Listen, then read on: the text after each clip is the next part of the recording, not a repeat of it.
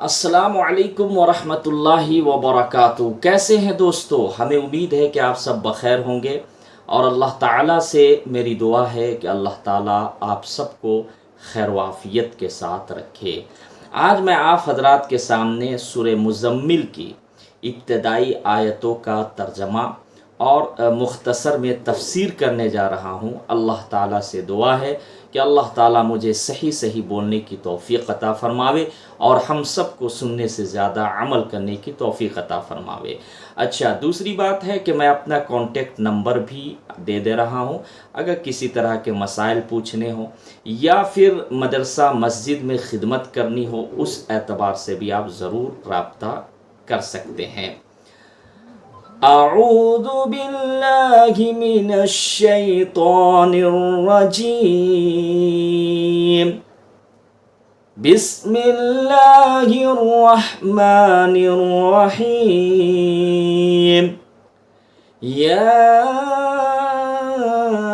ایہا المزمل قم اللیل الا قلیلا نصفہ او انقص منہ قلیلا او زد علیہ ورتل القرآن ترتیلا انا سنلقی علیک قولا ثقیلا ان ناشئة الليل هي أشد وطئا وأقوم قيلا إن لك في النهار سبحا طويلا واذكر اسم ربك وتبتل إليه تبتيلا رب المشرق والمغرب لا الہ الا هو فاتخذہ وکیلا۔ اب ترجمہ سن لیجئے۔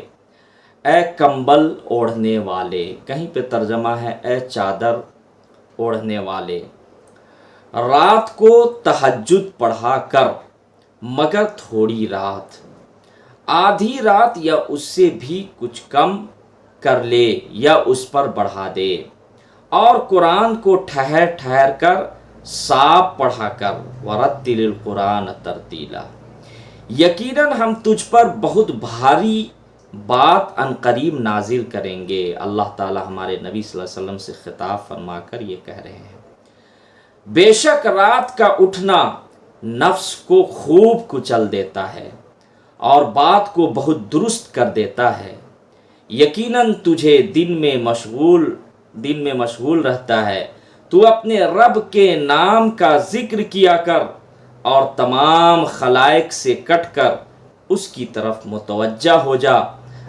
مشرق و مغرب کا پروردگار جس کے سوا کوئی معبود نہیں، تو اسی کو اپنا کارساز بنا لے۔ اللہ تعالیٰ اپنے نبی صلی اللہ علیہ وسلم کو حکم دیتا ہے کہ راتوں کے وقت کپڑے لپیٹ کر سو رہنے کو چھوڑ دے، تہجد کی نماز کے قیام کو اختیار کر لے، جیسے فرمان ہے تتجافی جنوبہم عن المضاجع، ان کی کروٹیں بستروں سے الگ ہوتی ہے اور اپنے رب کو خوف اور لالچ سے پکارتے ہیں اور ہمارے دیے ہوئے میں سے دیتے رہتے ہیں۔ حضور صلی اللہ علیہ وسلم پوری عمر اس حکم کی بجا آوری کرتے رہے۔ تہجد کی نماز صرف آپ پر واجب تھی، یعنی امت پر واجب نہیں ہے۔ تہجد کی نماز جو ہے وہ صرف آپ صلی اللہ علیہ وسلم پر واجب تھی، ہم لوگوں پر واجب نہیں ہے، نفل ہے۔ جیسے اور جگہ ہے راتوں کو تہجد پڑھا کر، یہ حکم نفل کے طور پر صرف تجھے ہے، تیرا رب تجھے مقام محمود میں پہنچانے والا ہے۔ یہ اس حکم کے ساتھ ہی مقدار بھی بیان فرما دی کہ آدھی رات یا کم و بیش۔ اسی طریقے سے کپڑا لپیٹنے والے کے ہیں، اس وقت حضور صلی اللہ علیہ وسلم اپنی چادر اوڑھے لیٹے ہوئے تھے، اور یہ بھی کہا گیا کہ اے قرآن کو اچھی طرح لینے والے تو آدھی رات تک تہجد میں مشغول رہا کر، کچھ بڑھا گھٹا دیا کر، قرآن شریف کو آہستہ آہستہ ٹھہر ٹھہر کر پڑھا کر تاکہ خوب سمجھا جائے۔ اس حکم میں بھی حضور صلی اللہ علیہ وسلم عامل تھے۔ حضرت عائشہ صدیقہ رضی اللہ تعالی عنہا کا بیان ہے کہ آپ صلی اللہ علیہ وسلم قرآن کریم کو ترتیل کے ساتھ پڑھتے تھے، جس سے بڑی دیر میں سورت ختم ہوتی تھی، گویا چھوٹی سی سورت بڑی سے بڑی ہو جاتی تھی۔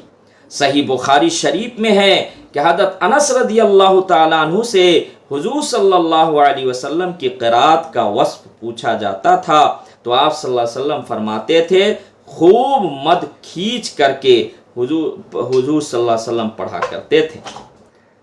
پھر اس کے بعد لفظ اللہ پر، لفظ رحمان پر، لفظ رحیم پر مد کیا۔ ہر آیت پر آپ صلی اللہ علیہ وسلم پورا وقف فرمایا کرتے تھے، جیسے بسم اللہ الرحمن الرحیم، یہاں پر وقف کرتے تھے، ٹھہرتے تھے۔ الحمدللہ رب العالمین، رکتے تھے، وقف کرتے تھے۔ الرحمن الرحیم، یہاں آیت میں رک جاتے تھے، وقف کرتے تھے۔ مالک یوم الدین، پھر یہاں پہ ٹھہرتے تھے۔ یہ حدیث مسند احمد، ابو داؤد، ترمذی میں بھی ہے۔ مسند احمد کی ایک حدیث میں ہے کہ قرآن کے قاری سے قیامت کے دن کہا جائے گا کہ پڑھتا جا اور چڑھتا جا، اور ترتیل سے پڑھ جیسے دنیا میں ترتیل سے پڑھا کرتا تھا۔ تیرا درجہ وہاں ہے جہاں تیری آخری آیت ختم ہو۔ یہ حدیث ابو داؤد، ترمذی، نسائی میں بھی ہے، اور امام ترمذی رحمۃ اللہ علیہ اسے حسن صحیح کہتے ہیں۔ ہم نے اس تفسیر کے شروع میں وہ احادیث بھی وارد کر دی ہے جو ترتیل کے مستحب ہونے اور اچھی آواز سے قرآن پڑھنے پر دلالت کرتی ہے، جیسے وہ حدیث جس میں ہے کہ قرآن کو اپنی آوازوں سے مزین کرو، اور وہ شخص ہم میں سے نہیں، مسلمان نہیں، جو خوش آوازی سے قرآن نہ پڑھے۔ حضرت ابو موسیٰ اشعری رضی اللہ تعالیٰ عنہ کی نسبت حضور صلی اللہ علیہ وسلم کا یہ فرمانا کہ اسے آل داؤد کی خوش آوازی عطا کی گئی ہے۔ حضرت ابو موسیٰ رضی اللہ تعالیٰ عنہ کا فرمانا کہ اگر مجھے معلوم ہوتا کہ آپ صلی اللہ علیہ وسلم سن رہے ہیں تو میں اچھے گلے سے زیادہ عمدگی کے ساتھ پڑھتا۔ حضرت عبداللہ بن مسعود رضی اللہ تعالیٰ عنہ کا یہ فرمان ہے کہ ریت کی طرح قرآن کو نہ پھیلاؤ اور پڑھو، نہ شعروں کی طرح قرآن کو بے تہذیبی سے نہ پڑھو، اس کے عجائب پر غور کرو اور دلوں میں اثر لیتے جاؤ اور اس کے پیچھے نہ پڑ جاؤ کہ جلد صورت ختم ہو۔ ایک شخص نے آ کر حضرت ابن مسعود رضی اللہ تعالیٰ عنہ سے کہا کہ میں نے مفصل کی تمام صورتیں آج کی رات ایک ہی رکعت میں پڑھ ڈالی۔ آپ نے فرمایا پھر تو نے شعروں کی طرح جلدی جلدی پڑھا ہوگا۔ مجھے وہ برابر کی صورتیں خوب یاد ہے جنہیں حضور صلی اللہ علیہ وسلم ملا کر پڑھا کرتے تھے۔ پھر مفصل صورتوں میں سے 20 صورتوں کے نام دیے، ان میں سے 2 صورتیں حضور صلی اللہ علیہ وسلم ایک رکعت میں پڑھا کرتے تھے۔